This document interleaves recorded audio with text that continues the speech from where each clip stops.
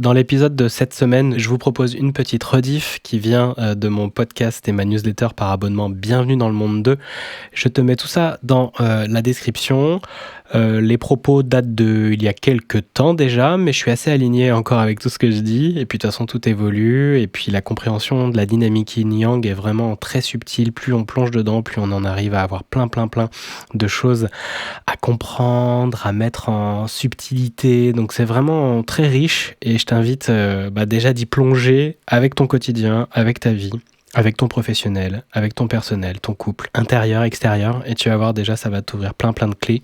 Et puis fais les exercices parce que ça marche vachement bien. Et aussi, n'oublie pas de liker, commenter, de partager cet épisode autour de toi ou de me faire un petit screenshot quand tu es en train de l'écouter pour savoir dans quel environnement tu te trouves quand tu écoutes ce podcast, qu'est-ce qui t'inspire, les petites pépites que tu as retenues, ces petites phrases clés. N'hésite pas, ça m'aide beaucoup. Mon Insta, c'est juno.audio. Mon mail, c'est love@junoaudio.fr. Et puis, tu peux mettre aussi des commentaires et des notes sur Spotify, Apple et compagnie. Merci beaucoup. Bonne écoute.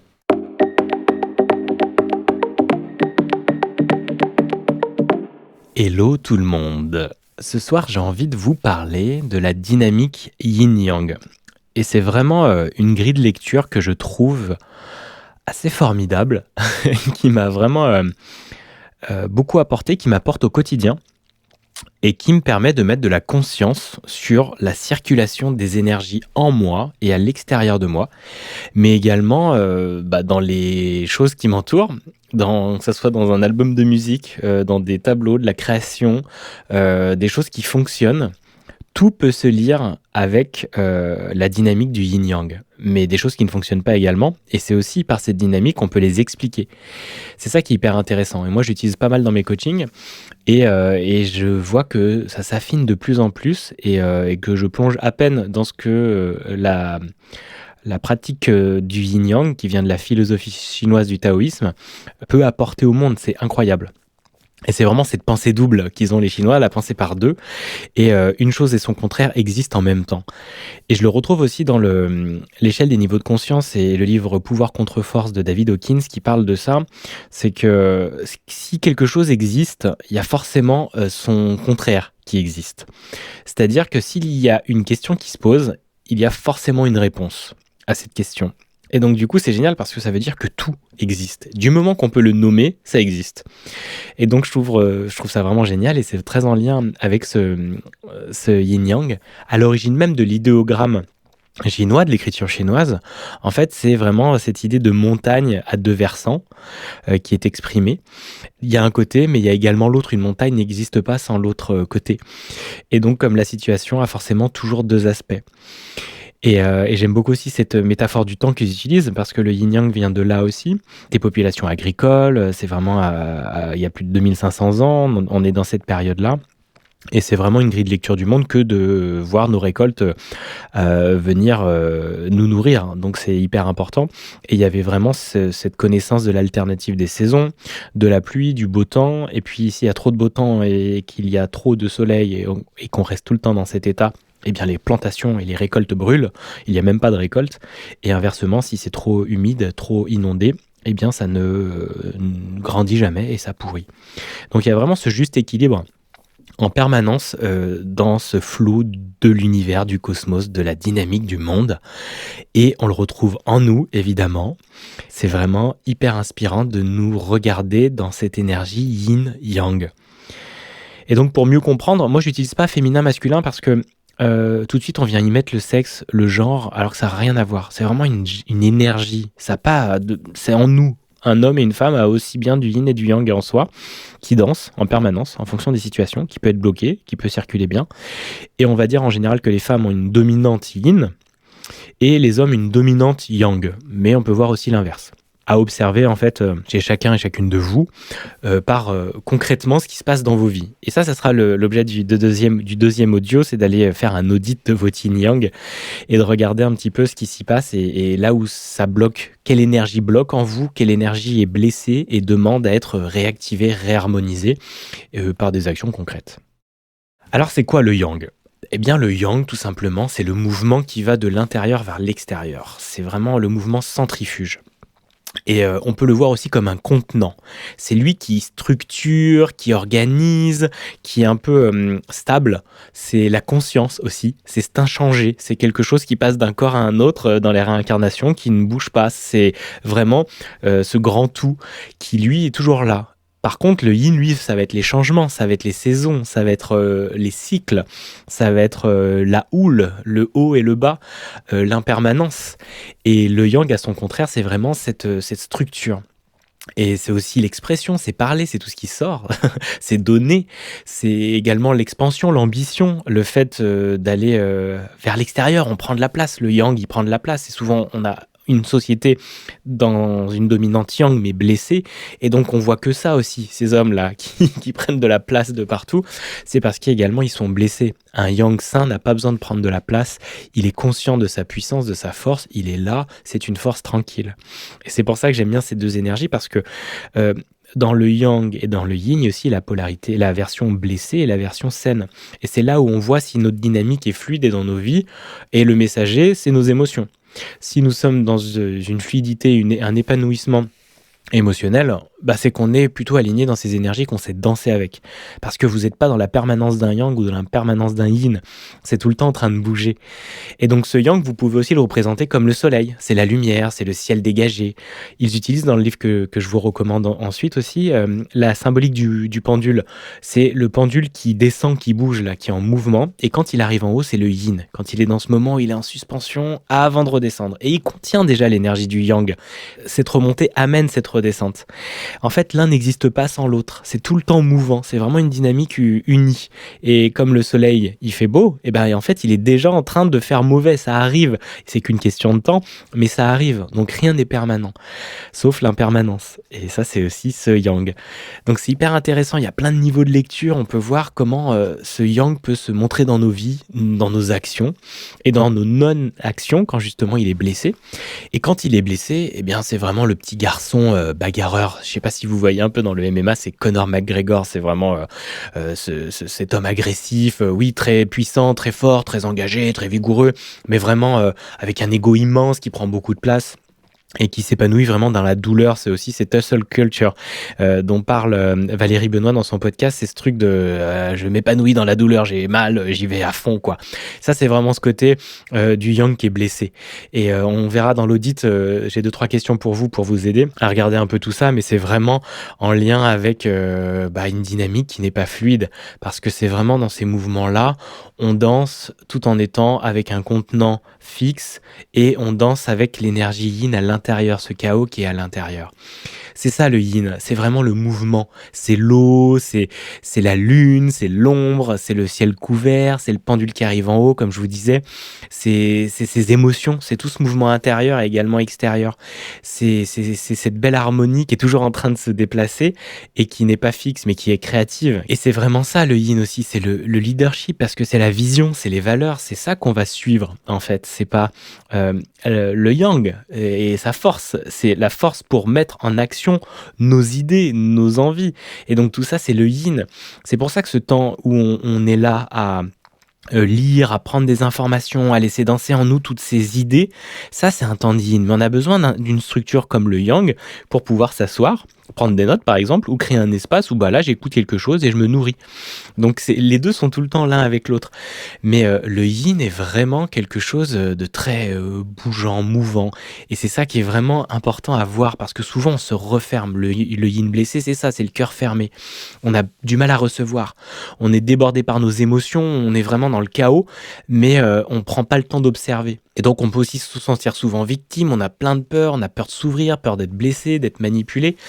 On est dans quelque chose de waouh, c'est trop pour nous parce que soit ça nous fait peur, soit on est refermé et donc du coup évidemment quand on essaie de fermer le mouvement ça crée du chaos, ça crée du bordel mais vraiment pas harmonieux, ça crée de la frustration, ça crée vraiment des énergies en nous qui dansent et des émotions qui sont très inconfortables.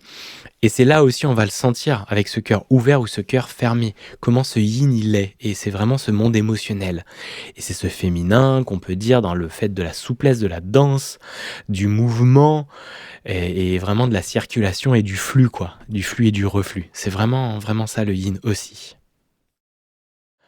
Alors des cas concrets, On peut, comme je vous le disais, lire le monde entier, le cosmos et l'univers entier avec la dynamique yin-yang et voir que même dans une situation, il y a toujours 2 facettes et que du coup, c'est assez hyper incroyable à regarder et comme moi, je vois si dans mon activité professionnelle, j'ai vraiment conscientisé que moi, avec ma structure, avec mon yang, parce que je l'ai en dominante, le fait d'être organisé, de créer du cadre, d'avoir eu du courage de prendre la parole, de faire des lives, de me faire entendre, et puis d'être visible, donc de m'exprimer, ce qui était très difficile pour moi. En étant en abondance, maintenant, il y a des gens et des femmes qui viennent justement à moi, parce qu'elles sont dans un yang souvent blessé, elles ont du mal à se mettre en action, elles sont aussi dans un yin blessé, des fois il y a vraiment ce ni yin ni yang, mais en tout cas blessé des 2 côtés, qui fait que ça fait du surplace. Et donc on s'épanouit pas, on n'est pas heureuse. Et moi, je les aide à mettre de la structure dans leur vie, et notamment en lien avec leur entreprise qui demande de la structure, de l'organisation, même de l'ambition, de se donner envie d'aller vers l'autre, de créer aussi des revenus, d'aller chercher justement, partir à la chasse comme ce yang pour ramener des clients, des clientes. Donc ça veut dire se montrer et accepter de le faire. Et donc ça, cette énergie, moi, je peux leur apporter. Donc on est vraiment dans un équilibre yin-yang. Et il y a ce côté chaos organisé par le yang. Et donc moi, je suis le contenant qui aide avec leur contenu à le structurer et l'organiser pour qu'il soit laser et pas dispersé. On le retrouve également dans mes routines de vie. Moi, dans ma vie, si j'ai réussi à m'épanouir, c'est aussi parce que j'ai mis des routines en place, des rituels.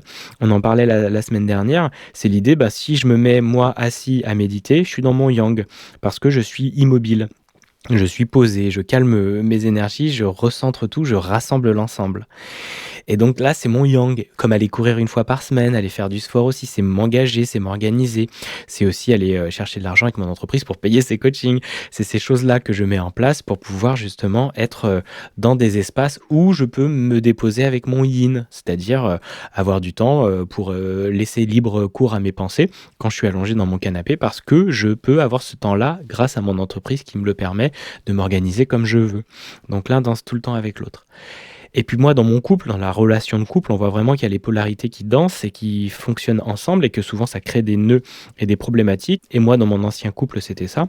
J'ai vraiment ressenti que j'étais en manque de yang, j'étais dans un yang blessé, donc ma parole, je disais des choses que je ne faisais pas, je me mettais pas en action, je faisais du surplace, j'étais vraiment pas aligné, et ça bloquait en moi. J'avais des envies, mais je les mettais pas en action. Il y a mon yin qui donnait plein d'idées, plein de choses, mais je les mettais pas en action. J'avais la flemme, c'était tout noué, tout serré en moi, et du coup, du manque de ce yang, et que j'empêchais mon ex-compagne de s'épanouir dans son yin, d'être juste là à l'intuition, à l'écoute, à la vision, au ressenti, elle prenait la place du yang. Et moi, je me mettais dans un yin. Et donc, du coup, on inversait nos polarités, ça fonctionnait pas.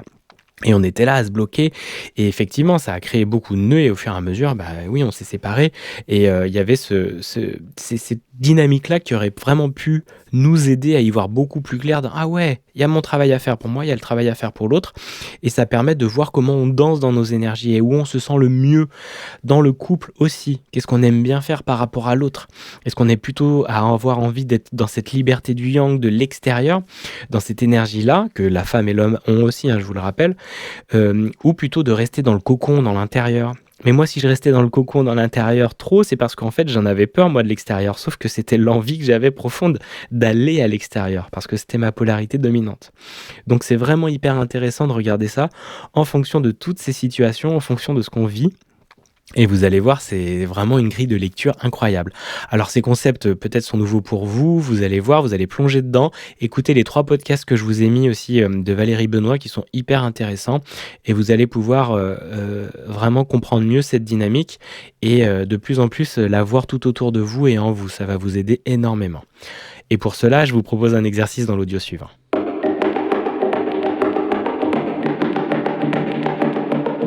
Alors, dans cet audio, je vais vous aider à faire un audit de la dynamique yin-yang dans vos vies, en vous, comment elle circule. Observez cette dynamique, observez votre flow pour un peu voir comment vous allez pouvoir améliorer ça, faire circuler de nouveau des énergies et regarder si vous êtes plutôt dans la partie blessée de cette polarité ou si vous êtes en harmonie. Et de toute façon, l'harmonie, vous le savez parce que vous vous sentez bien dans vos vies, mais il y a sûrement des domaines où ça bloque, et regardez ça avec cette loupe yin-yang et ça va vous aider beaucoup. N'hésitez pas après ça, si vous voulez aller plus loin, à échanger avec moi. Je pourrais vous y aider, quitte à aller faire un coaching ensemble. C'est comme ça que moi j'ai aidé les personnes, c'est avec cette grille de lecture et je commence à voir de plus en plus finement cette harmonie générale chez l'autre. C'est beaucoup plus facile que de le voir tout seul chez soi. C'est même par moments impossible parce que notre inconscient vient tout couper. C'est normal, il veut se protéger. Alors comment est votre yang? Voici les questions que vous allez pouvoir vous poser et puis introspecter, prendre un temps vraiment pour vous d'analyser ces deux polarités. Pour le yang, est-ce que vous êtes présent pour vous, pour votre famille? C'est vraiment la présence. Est-ce que vous êtes là, posé, présent et pas en train de fuir, qui serait la partie blessée du yang? Est-ce que vous vous mettez en action quand vous êtes inspiré par une idée? Est-ce que vous êtes régulier? Est-ce que vous vous organisez? Est-ce que vous vous structurez? Est-ce que votre parole est alignée? Est-ce que vos intentions sont claires et exprimées? Est-ce que tout ça, c'est fluide et harmonieux? Est-ce que vous avez du courage au quotidien pour dépasser vos peurs? Est-ce que vous vous engagez dans de nouveaux projets? Est-ce que vous faites de nouvelles rencontres? Est-ce que vous allez à l'extérieur de vous, de votre chez vous, de votre ville, de votre pays? Est-ce que vous avez l'envie de bâtir, de créer et de mettre dans la matière? De superviser, d'avoir de l'ambition, de viser haut? Au contraire, plus pour la partie blessée, est-ce que vous êtes excessif, agressif, blessé à la moindre remarque? C'est ok, il n'y a aucun jugement de ma part. J'ai des parties blessées, rassurez-vous. Est-ce que vous vous contrôlez ou vous contrôlez l'autre? Est-ce que vous faites en sorte de manipuler pour ne pas faire ce que vous n'avez pas envie de faire, d'être vraiment un peu dans quelque chose de flou, mais avec en fait une intention inconsciente de vraiment contrôler? Est-ce que vous travaillez comme jamais, en excès? Est-ce que vous faites du sport mais bien au-delà de vos capacités? Que vous poussez, vous vous sentez fort dans la douleur? Et est-ce que vous avez le cœur fermé? Est-ce que vous vous empêchez d'exprimer vos émotions, qu'elles sortent autour de vous? Est-ce que ça c'est mort, c'est niet? Grand mur, grande barrière devant ça, une armure, une carapace, impassible. C'est une fausse force tranquille, qui a l'impression d'être apaisée, mais qu'en fait est vraiment en train de bouillir et n'exprime absolument pas ce qu'elle a envie d'exprimer. Donc ça, c'est pour la partie blessée et saine du yang, mais des questions que vous allez pouvoir vous poser et regarder les situations dans lesquelles vous ressentez des émotions inconfortables. Pour le yin, voici les questions pour auditer votre yin. Est-ce qu'il est facile pour vous d'être spontané, imprévisible? Est-ce que c'est facile de recevoir de l'amour? Est-ce que vous l'acceptez? Et l'argent? Et les compliments, est-ce que vous les redonnez tout de suite ou vous les gardez pour vous? Ok, merci. Oui, merci. Oui, je suis belle. Oui, merci pour cet argent. Merci beaucoup. Rien d'autre. Est-ce que vous dansez en écoutant de la musique? Et est-ce que vous dansez dans votre vie avec les éléments, avec les événements, avec vos émotions, avec ce qui se présente? Est-ce que c'est souple en vous? Est-ce que vous lâchez prise facilement? Ou alors, est-ce que votre cœur est-il fermé? On est plus dans la partie blessée du yin. Avez-vous peur de vous engager avec quelqu'un? De vous ouvrir en grand à l'amour? Est-ce que vous avez peur de montrer votre intimité avec votre partenaire, avec peut-être des personnes aussi, avec votre intimité émotionnelle? Est-ce que vous avez besoin de donner pour vous sentir bien, pour qu'on vous apprécie? Est-ce que pour vous, il faut surtout pas demander de l'aide? Alors que vous en avez besoin, mais non, vous allez vous débrouiller toute seule. Ou tout seul. Est-ce que vous vous sentez pas assez, pas capable, que vous ne méritez pas ce qu'on va vous donner? C'est encore sur ce mal à recevoir. Est-ce qu'il est difficile pour vous d'établir des limites dans vos frontières? Est-ce que vous laissez les autres vous envahir sans jamais respecter votre royaume intérieur? Parce que peut-être que vous le considérez comme quelque chose de moche, de sale, de vaseux, de boueux. Comment vous voyez votre intérieur? Est-ce que vous faites respecter les frontières de cet intérieur?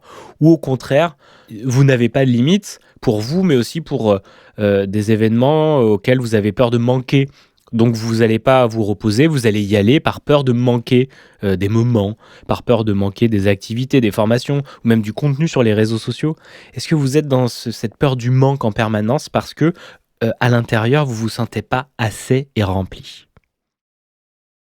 Voilà, des pistes déjà, assez complètes de réflexion et des questions à vous poser. Prenez vraiment un temps de yin, c'est-à-dire posez dans votre agenda avec le yang, je me mets une demi heure pour moi ou 1 heure, je mets de la bougie, je crée le cadre et dedans j'écris, je me dépose et je laisse venir en écoutant cet audio toutes les questions et je laisse venir les réponses pour regarder sur une situation ou sur plus globalement ma vie, comment danse ces énergies yin-yang en moi. Et je vous invite à m'en parler si vous le souhaitez en privé pour voir, comment je peux vous aider et si vous voulez aller plus loin dans cette analyse, de vos comportements pour justement sortir de ces blocages et ainsi remettre de la fluidité en vous.